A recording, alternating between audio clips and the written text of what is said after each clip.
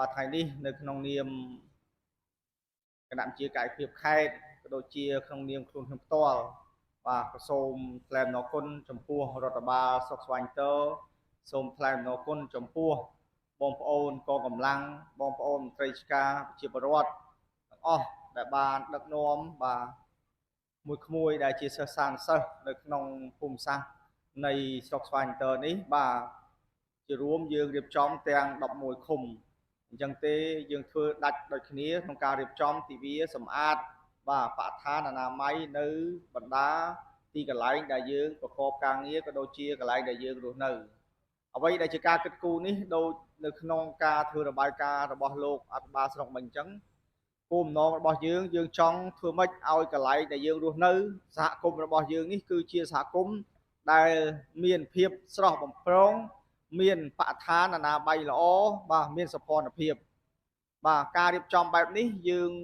បានគិតគូរនៅក្នុងការបង្កើតនៅសកម្មភាពបាទទូទាំងខេត្តព្រៃវែងទាំងអស់ថ្ងៃនេះមិនថាតែស្រុកស្វាយតើទេគឺទាំង13ក្រុងស្រុកបាទនៅក្នុងខេត្តគឺយើងរៀបចំសម្អាតបរិស្ថានទាំងអស់គ្នានៅក្នុងនោះតាមបណ្ដាវិទ្យាល័យមួយចំនួនបាទនៅក្នុងក្រុងក្តីនៅក្នុងស្រុកស្អីក៏យើងត្រូវរៀបចំក្នុងការសម្អាតបរិស្ថាននៅកន្លែងដែលយើងរៀនសូត្រទាំងអស់គ្នាដែរអញ្ចឹងជាមោទនភាពមួយដែលយើងទាំងអស់គ្នាបានរួមគ្នានៅក្នុងការផ្លាស់ប្ដូរនៅការរៀបចំមួយចំនួននៃកន្លែងដែលយើងស្នាក់នៅកន្លែងដែលយើងរៀនសូត្រឲ្យកន្លែងដែលយើងស្នាក់នៅកន្លែងដែលយើងរៀនសូត្រនេះប្រែក្លាយទៅជាកន្លែងមួយដែលមានសោភ័ណភាពហើយជាពិសេសគឺការផ្លាស់ប្ដូរទម្លាប់របស់យើងនេះឲ្យស្អាតពាក្យថាឲ្យស្អាតនេះបានន័យថាយើងទៅរៀបចំខ្លួនយ៉ាងណាពាក់ព័ន្ធជាមួយនឹងការរៀបចំបរិស្ថានអនាម័យនៅក្បែរកន្លែងដែលយើងរស់នៅកន្លែងដែលយើងរៀនសូត្រនេះឯងដូច្នេះទេថ្ងៃនេះខ្ញុំមិនមានអីវែងទេគ្រាន់ថាជាទស្សនវិជ្ជារួមយើងដឹងហើយពិភពលោករបស់យើងបច្ចុប្បន្ននេះមានបាទបញ្ហាធំគឺកត្តាប្រែប្រួលអាកាសធាតុកត្តាប្រែប្រួលអាកាសធាតុនេះគឺវាមានកត្តាជាច្រើននៅក្នុងនោះរឿងមួយសំខាន់នោះគឺពាក់ព័ន្ធជាមួយនឹងបាទការដាំដើមឈើក៏អាចរួមចំណែកនៅក្នុងការកាត់បន្ថយការប្រែប្រួលអាកាសធាតុផងដែរហើយម្សិលមិញនេះអាដាមអភិសិទ្ធិបណ្ឌិតសសខាដែលជាឧបនាយករដ្ឋមន្ត្រីសួរមហាផ្ទៃនិងជាប្រធានក្រុមការងាររាជរដ្ឋាភិបាលចុះមូលដ្ឋានខេត្តព្រៃវែងលោកក៏បានរៀបចំកម្មវិធីដាំកូនឈើបាទនៅនឹងភូមិសាស្ត្រស្រុកបាភ្នំនៅទួលពាន់តល័យនៅបឹងស្នេហ៍របស់យើងផងដែរអញ្ចឹងថ្ងៃនេះពួកខ្ញុំក្នុងនាមរដ្ឋបាលខេត្តបាទជាមួយនឹងបណ្ដាក្រុងស្រុកទាំងអស់ជាមួយនឹងមន្ត្រីអង្គភាពជាមួយនឹងលោកគ្រូអ្នកគ្រូជាមួយនឹងបងប្អូនក្មួយៗដែលជាសិស្សានុសិស្សបាទបានបន្តនៅក្នុងការរៀបចំដើម្បីធ្វើឲ្យបរិស្ថានអនាម័យនៅក្នុងភូមិសាស្ត្រជាទស្សនវិជ្ជារួមខេត្តព្រៃវែងរបស់យើងឲ្យស្អាតទាំងអស់គ្នា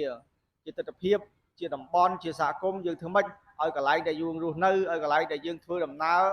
ឲ្យការផ្សព្វផ្សាយបន្តទៅដល់បាទបងប្អូនជាពលរដ្ឋទៅដល់អ្នកធ្វើដំណើរយើងទៅផ្សព្វផ្សាយធ្វើម៉េចឲ្យពួកគាត់ថែរក្សានៅអ្វីដែលជាការដែលគាត់ហូបចុកហើយបោះចោលពាសវាពាសកាលហើយមួយទៀតនោះយើងរួមទាំងអស់គ្នាដើម្បីកាត់បន្ថយនៅការប្រើប្រាស់ថង់ប្លាស្ទិកបាទឥឡូវនេះតាមដែលខ្ញុំស្រាវជ្រាវពាក់ព័ន្ធជាមួយសារព័ត៌មានមួយចំនួនលោកបានបញ្ជាក់ឲ្យអញ្ចឹងថង់ប្លាស្ទិកនេះទី1នៅពេលដែលវាคล้ายជាសម្រាមទៅវាមិនងាយរលាយទេទី2ការហូបចុករបស់យើងបាទអញ្ចឹងទេការហូបចុករបស់យើងពីដើមយើងខ្ចប់ស្លឹកចេកស្លឹកឈូកឬក៏ដាក់នឹងស្រាក់បាទតែឥឡូវនេះការខ្ចប់របស់យើងភាគច្រើនប្រើថង់អញ្ចឹងនៅពេលដែលម្ហូបយើងវាមានកម្ដៅបាទនៅក្នុងថង់ហ្នឹងវាបានបញ្ចេញនៅថាសារធាតុគីមីដែលពេលដែលយើងហូបយូរទៅវានឹងប៉ះពាល់ទៅដល់សុខភាពរបស់យើងផ្ទាល់តែម្ដងអញ្ចឹងទេជាបទពិសោធន៍ធ្វើម៉េចយើងត្រូវព្យាយាមនៅក្នុងការកាត់បន្ថយបាទឬមិនប្រើទាំងស្រុងនៅថង់ប្លាស្ទិកនេះតែម្ដង